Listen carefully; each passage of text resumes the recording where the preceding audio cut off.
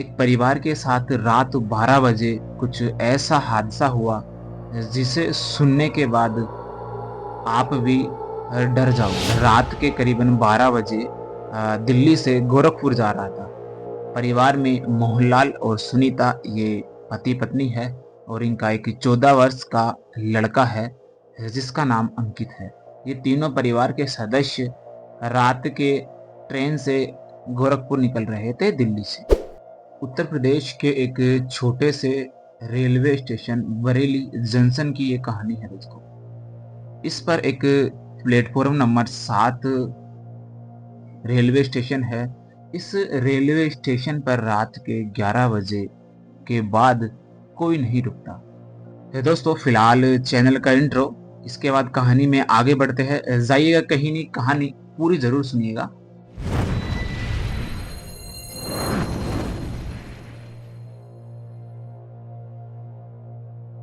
मैं शैलेश कुमार, ये दादी की कहानियां है। इस पर मैं इस चैनल पर आपको कहानियां सुनाता रहता हूँ। अगर आप भी कहानी सुनना पसंद करते हैं तो दोस्तों चैनल को सब्सक्राइब करना और वीडियो को कहानी अच्छी लगे तो लाइक जरूर कर देना। तो दोस्तों ये जो परिवार है, इनका जो घर है बरेली जंक्शन से 2-3 किलोमीटर पास में ही है। इन्हें गोरखपुर कुछ काम से जाना था, तो लगभग इनकी ट्रेन जो थी वो 12 बजे की थी और इन्हें आधी घंटे पहले ही ये रेलवे स्टेशन पर पहुंच जाते हैं। वहां पे जैसे ही 12 बजने में लगभग 10-15 मिनट रहती है तो अचानक से ही एक अनाउंसमेंट होता है कि जो ट्रेन 12 बजे आने वाली थी वह अभी 2 घंटे लेट चल रही है। करीबन 2 बजे प्लेटफॉर्म नंबर 5 पर आने वाली है। अब दोस्तों तब तक ये बैठे बैठे परेशान हो जाते हैं। 12 बज जाते हैं, 12:30 बज जाते हैं, 1 बज जाते हैं। तभी दोस्तों मोहनलाल जो है सोचता है कि चलो कुछ फैमिली और अपन सब चाय पानी पी लेते हैं, जब तक अभी तो 1 घंटा है ट्रेन आने में। रेलवे स्टेशन पर दोस्तों लगभग मैं कहूँ तो सुनसान हो चुका था। जो सवारी थी वो जा चुकी थी, जो यात्री थे जो ट्रेन में आने वाले थे वो आ चुके थे, जाने वाले जा चुके थे। मुश्किल से मैं कहूँ तो ना के बराबर इस फैमिली के कुछ सदस्य ही इस रेलवे स्टेशन पर थे। बाकी उस स्टेशन पर अलग अलग प्लेटफॉर्म पर 1-1, 2-2, 4-4, 5-5 आदमी थे जो सब सो रहे थे। सुबह की उनकी ट्रेनें थी। तभी दोस्तों पास ही में एक स्टॉल लगती है चाय की। इस पे जाकर मोहनलाल है जो उन्हें बोलता है कि भाई साहब एक चाय देना। तभी दोस्तों वो तो सो चुका होता है और मोहनलाल खुद उसके थर्मस से चाय निकाल कर पीने लगते हैं अपनी फैमिली के साथ में। तभी दोस्तों उनका लड़का अंकित बोलता है कि पिताजी वो देखो प्लेटफॉर्म नंबर 7 पर कोई आदमी खड़ा है। दोस्तों जैसे ही मोहनलाल अचानक से अपनी नजरों को घुमाता है और देखता है तो हाँ वाकई में उसे भी कोई आदमी सफेद कुर्ते पजामे में खड़ा हुआ दिखाई देता है।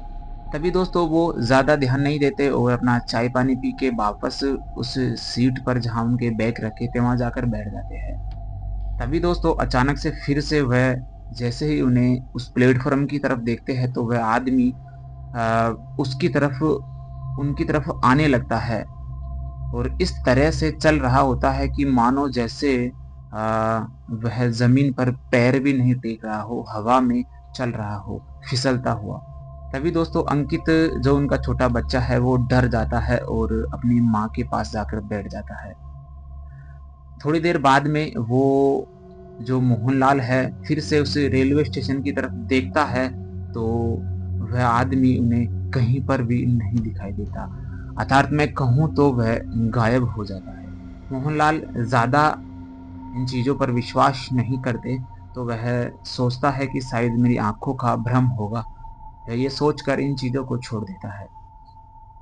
तभी दोस्तों करीबन 1:45 बजने वाले होते हैं और वह फिर से अनाउंसमेंट हो जाता है कि ये जो ट्रेन अभी 2 घंटे लेट चल रही थी वह 2 बजे ना आकर वह 3 बजे आने वाली है। तभी दोस्तों मोहनलाल जो है वो थोड़ा परेशान होता है और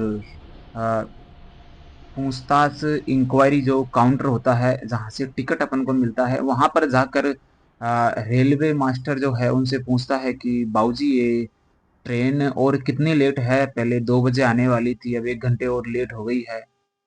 तभी बाबूजी बोलते हैं, बुजुर्ग जो रेलवे स्टेशन है वो अपनी सिगरेट को बुझाकर बोलते हैं, बेटा अभी ये ट्रेन लेट चल रही है, लाइन का काम जो चल रहा है इस कारण।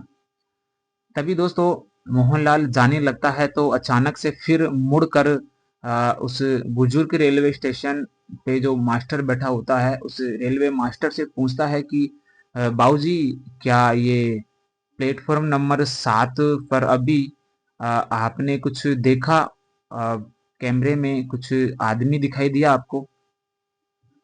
तभी दोस्तों जो रेलवे मास्टर होता है वह बोलता है कि ये रेलवे स्टेशन करीबन आज से 10 साल पहले से ही बंद कर दिया गया था।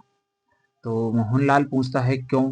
तभी जो रेलवे मास्टर है वो बोलते हैं कि यहाँ पर आज से 10 साल पहले इसी रात की आखिरी ट्रेन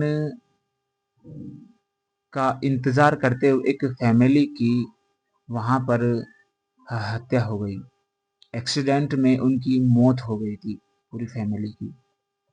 तब से लेकर आज तक वो फैमिली, उनकी आत्माएं आज भी उस आखिरी ट्रेन का इंतजार करती है। इतना सुनते ही मोहनलाल डरता हुआ जल्दी से बाहर रेलवे स्टेशन की तरफ भागता है अपनी फैमिली के पास। वहां जाकर जैसे ही वह अपनी फैमिली को देखता है तो वह उन्हें गायब मिलती है। दोस्तों वह चारों तरफ सुनीता अंकित उनकी पत्नी और बच्चे का नाम लेता है, चिल्लाता है, लेकिन दोस्तों उन्हें वह कहीं पर भी नहीं दिखाई देती। तभी दोस्तों अचानक से उसकी नज़र प्लेटफॉर्म नंबर 7 पर पड़ती है और वहां पर एक उनकी पत्नी और उनका बच्चा चुपचाप वहां जाके बैठे होते हैं। जैसे ही दोस्तों मोहनलाल उस रेलवे स्टेशन पर जाता है, रेलवे स्टेशन पर पटलियां क्रॉस करके जाता है तो वहां पर उनकी पत्नी और बच्चा चुपचाप बैठा होता है और वह जाकर बोलता है कि तुम यहाँ क्यों बैठे हो? वह कुछ भी नहीं बोलता और उनको वहां से उठाकर वापस रेलवे लाइन को क्रॉस कर कर प्लेटफॉर्म नंबर 5 पर लेके आता है। तभी दोस्तों वह ऐसा महसूस उन्हें होता लगता है मोहनलाल को, जैसे उनकी फैमिली के अंदर, उसकी पत्नी के अंदर किसी की आत्मा अंदर हो। वह अजीब सा बर्ताव करने लगती है, मोहनलाल को घूर कर देखने लगती है। तभी दोस्तों सबसे शुक्र की बात यह होती है कि जो रेलवे मास्टर उस रेलवे स्टेशन का मास्टर जो होता है, जिसके पास थोड़ी देर पहले मोहनलाल ट्रेन के बारे में पूछने गया था, वह कुछ पंडित भी था कि छोटे मोटे चीजों को, ऐसी चीजों को ठीक करना उसे अच्छे से आता था। तभी दोस्तों भगता हुआ वह आ, मोहनलाल के पास में आता है।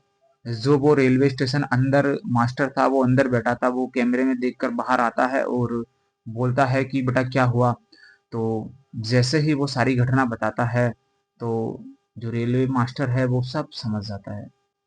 रेलवे मास्टर उसकी पत्नी को एक जगह बिठा के बच्चे को और कुछ मंत्र पढ़ता है, कुछ चीज उन्हें सिर पर घुमाता है, कुछ उतारा करते हैं और थोड़ी वह उन्हें आराम मिलता है उन चीजों से। और अपने बेटे से और जो मोहनलाल है उसे बोलता है कि बेटा आज के बाद अपनी पत्नी को 7 दिन तक कभी अकेला मत छोड़ना, और ये धागा इसकी कलाई पर मैं बांध रहा हूँ बच्चे की और इसकी पे, क्योंकि वो जो आत्मा है इसके शरीर में आ गई थी। अगर 7 दिन तक तुमने इसे अकेला छोड़ा तो वह फिर से इसके शरीर में आ जाएगी। उसके बाद दोस्तों वह रेलवे स्टेशन से वापस अपने घर चले गए, गोरखपुर नहीं गए, और 7 दिन तक वह अपने घर पे रहे। दोस्तों इस परिवार की जान जाते जाते बच गई। आज की कहानी यहीं खत्म होती है। कैसी लगी कमेंट में ज़रूर बताइएगा। मिलता हूँ एक और ऐसी नई कहानी के साथ, जब तक खुश रहिएगा और हर हर महादेव ज़रूर बोले।